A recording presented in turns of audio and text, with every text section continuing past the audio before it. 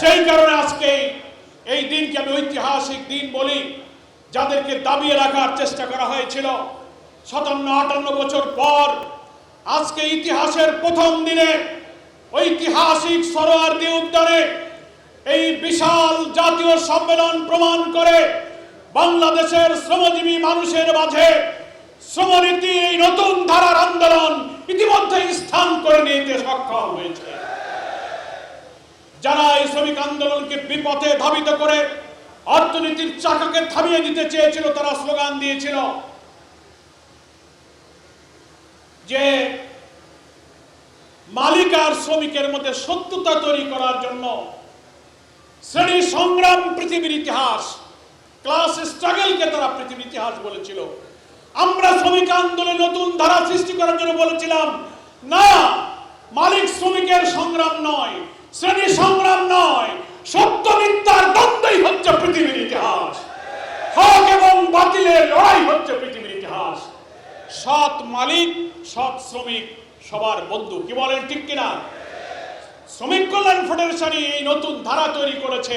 Call কারখানা অর্থনীতির চাকা সঠিক থাকবে, মালিক শ্রমিক সুসম্পর্কের মধ্য দিয়ে আমার দেশের শ্রমিকের ন্যায্য অধিকার পাওনা, চাকরির নিশ্চয়তা যেমন তারা বুঝে পাবে, তেমনি মালিকও তার হালাল রুজির কর্মসংস্থানকে বাঁচিয়ে রেখে দেশের অর্থনীতির চাকাকে তারা গতিশীল রাখবে। সংগ্রামী ডেলিগেট ভাই ও বোনেরা, আজকের এই ঐতিহাসিক দিনে আমরা আল্লাহর শুকরিয়া আদায় করছি। অনেক প্রতিবন্ধকতা মারিয়ে শ্রমিক কল্যাণ ফেডারেশন ঐতিহাসিক সম্মেলনকে আগামী অতি অল্প সময়ের মধ্যে বাংলাদেশের প্রত্যেকটি ট্রেডে, প্রত্যেকটি পেশায়, কলে কারখানায়, বন্দরে, রেল, বিদ্যুৎ, গুরুত্বপূর্ণ সেক্টর, পাট, সুতাকল, দিনমজুর, খেটে খাওয়া, পরিবহন, যেখানেই শ্রমিক সেখানেই শ্রমিক কল্যাণের ট্রেড ইউনিয়ন আন্দোলন শুরু হবে। আমাদের সাবেক সভাপতি অধ্যাপক মুজিবুর রহমান বলতেন, যত পেশা তত কমিটি। কি বলেন, ঠিক কিনা? যেখানেই পেশা থাকবে সেখানেই শ্রমিক কল্যাণের কমিটি হবে।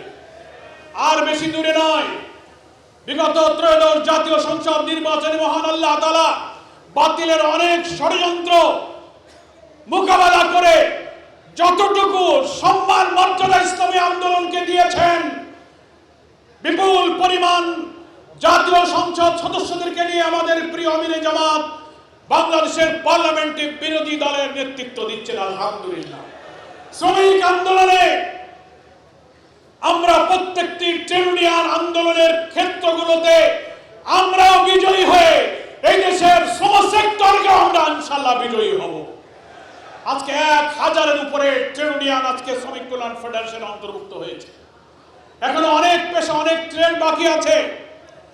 বর্তমান ফেডারেশনের নেতৃবৃন্দ এবং ফেডারেশন সরকারের শ্রম সংস্কার কমিশন, আইন, নানান সরকারি পরিষদ, ফোরাম, কমিটিতে অন্তর্ভুক্ত হওয়ার মধ্য দিয়ে বাংলাদেশে শ্রমিক কল্যাণ ফেডারেশন ট্রেড ইউনিয়নের কাছে এক অপরিহার্য সংগঠনে পরিণত হয়েছে।